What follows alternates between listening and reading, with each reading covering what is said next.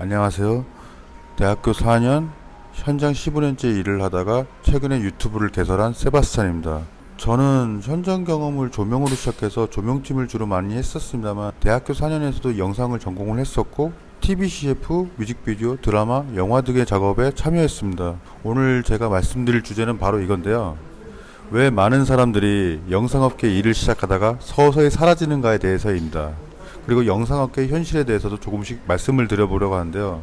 일단 많은 사람들에게 희소할 정도로 이쪽 영상업계는 특수 직업으로 구분되는 것이 사실인데요. 그래서 이 직업에 입문하는 사람들이 주로 어떻게 입문하는지에 대해서 말씀을 드려볼까요? 첫 번째로 영화과나 기타 영상 관련된 디자인 전공 쪽을 나와가지고 이미 현업에 종사하고 있는 학교 선배들이나 이제 해당 업종에 종사하시는 교수님들을 통해서 업계에 입문하는 경우들이 있고, 그와 반대로 두 번째로 필름메이커스를 통한 구인구직이 이루어집니다.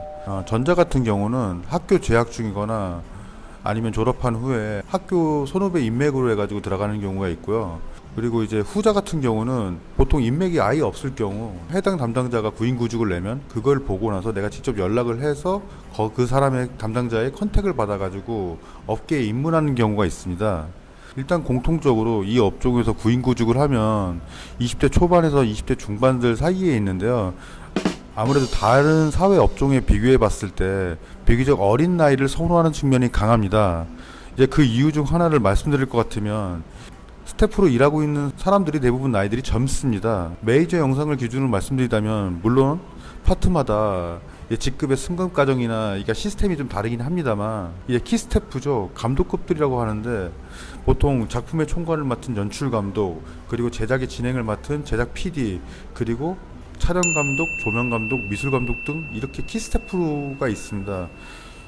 대부분 나이들이 한 30대 중후반에서 40대 중후반 사이에 있는데 간혹가다 나이가 50대, 60대이신 분들이 좀 있긴 하지만은 그 빈도수가 생각보다 젊습니다.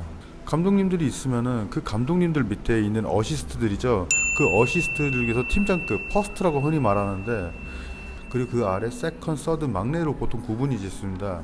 대부분의 나이가 20대 초중반에서 30대 초중반 사이에 있는데요. 사실 여러분들이 이름만 아시는 업계 유명 감독님들 같은 경우는 정말 대단하신 경우가 많아요. 보통 이제 감독님으로서 20년, 30년을 종사한다는 것은 정말 쉽지 않을 거거든요. 보통 감독님들을 준비하는 과정에서 상당히 많은 사람들이 도태되어 사라지는 경우도 많고, 상황이 이렇다 보니 조수들 중에서도 나이 40을 넘어서 커리어를 이어가는 경우도 쉽지 않아요. 이렇게 된 배경에는 흔히들 한국의 도제 시스템과 서열 문화를 들 수도 있는데, 뭐 파트마다 조금씩 다르지만은 보통 막내 몇 년, 서드 몇 년, 세컨 몇 년, 그리고 퍼스트에서도 몇 년 하다가 이제 감독으로 오르는 과정이 있는데, 각 파트의 감독이 되는 경우들도 쉽지도 않은데다가 반대로 굳이 감독이 아니더라도 내가 이 직급에서 어떻게 보면 평생 전문 인력으로 살고 싶다, 또 이게 안 되는 것도 사실입니다.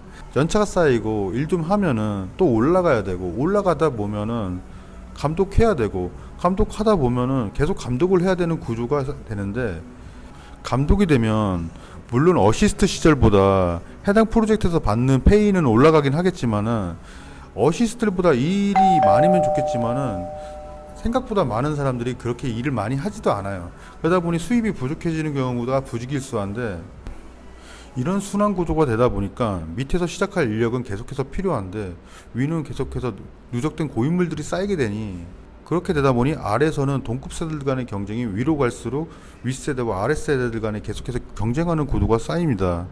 그러다 보니 나이 40 전후에 백술이 돼서 집에서 놀고 있는 사람들이 많습니다. 자연스레 그러다 보면 사람들의 뇌리에서 사라지는 경우도 많고요. 그리고 작품의 한정된 수도 있는데요. 영화나 드라마도 있지만 현실적으로 1년간 제작되는 작품 수는 한정되어 있습니다. 그러다 보니 적자 생존의 구조가 계속해서 생기는데요. 근데 이 기회를 모든 사람들이 함께 했으면 좋겠는데 아무래도 그건 쉽지가 않죠. 그리고 이 한정된 일수가 또 한정된 지역에만 몰입되어 있다는 것도 문제가 될 수 있는데요. 저거는 보통 우리나라에서 우리나라 영화, 우리나라 드라마 대단하다고 말을 하지만 사실 이 말은 조금 어폐가 있어요. 정확히는 서울 수도권 영화, 서울 수도권 드라마죠. 이 업종의 대부분 서울 수도권에 몰입되어 있는데요. 보통 저희가 지방으로 가도 일이 없어요.